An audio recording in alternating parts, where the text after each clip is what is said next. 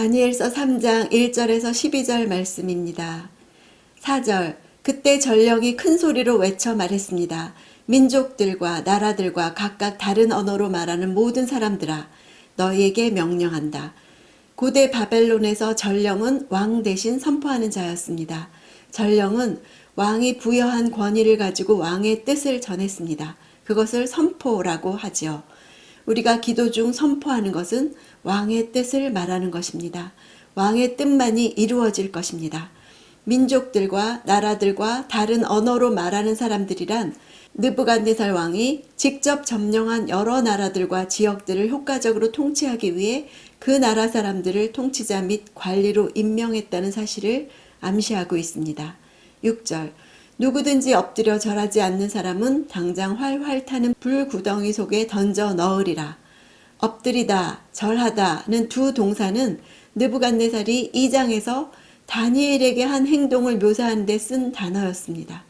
그것은 다니엘이 섬기는 하나님이 참 하나님이심을 인정한 행위였는데 하나님의 영에 의해 받은 감동을 유지하지 못하고 다시 교만과 광기로 돌아갔죠.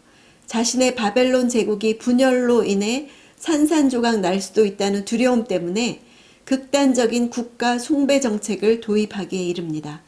악몽을 무효화하려는 자기 암시적인 조처로 자신의 재앙적 권력과 바벨론 제국의 위험을 상징하는 거대한 신상을 세워놓고 다인종적, 다언어적, 다문화적 구성을 가진 제국 치하의 모든 백성에게 경배를 강요한 것이죠.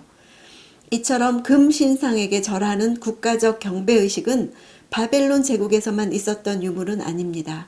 로마 제국에서도 황제 숭배 제의가 강요되었고 19세기 이후에는 민족 국가 시대가 도래하면서 국가 숭배 혹은 군주 숭배가 강요되었었죠.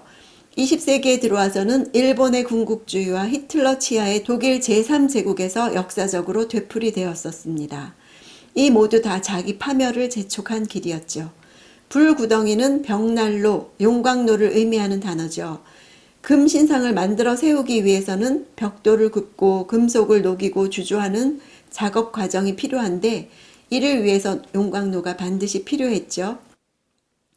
활활 타다의 시제는 분사형입니다. 현재 극렬히 타고 있다는 것을 나타내고요.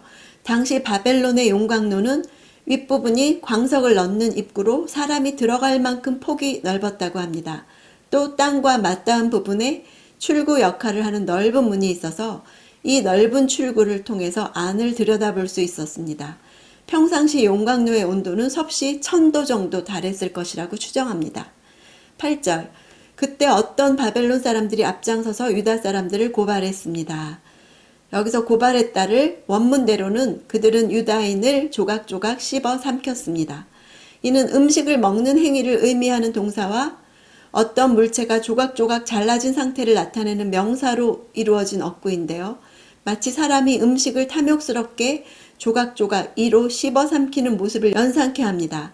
다니엘은 이와 같은 감각적인 표현을 사용해서 바벨론 사람들이 악독한 말로 탄핵했음을 보여줍니다.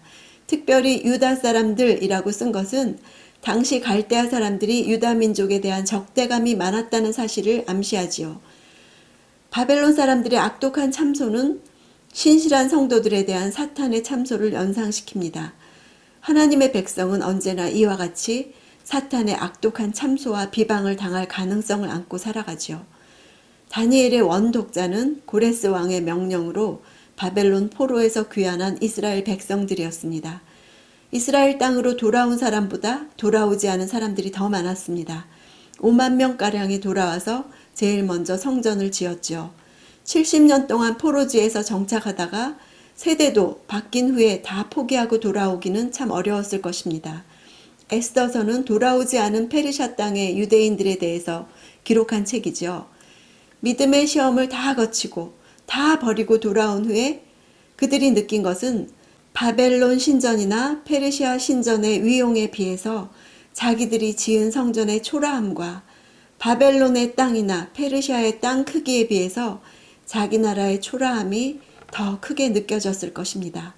언약이 아직도 유효한가? 하나님은 능력이 있으신가? 신앙의 의미가 점점 퇴색해지는 때 아무 소망도 없던 그들에게 다니엘이 쓴 다니엘서는 적대적인 바벨론에서도 하나님은 온 땅의 주관자셨다. 그러니 하나님 나라를 붙잡으라고 말해줍니다. 오늘날 우리의 환경은 어떻습니까? 믿음을 가졌다는 것이 무슨 힘이 있는가 하는 의문이 드십니까? 하나님은 지금도 온 세상의 주관자이십니다. 위협 앞에서 누가 더 큰 존재입니까? 하나님입니까? 이 세상입니까? 마땅히 경배를 받으실 분은 하나님이시라는 고백을 드리는 하루가 되기를 원합니다.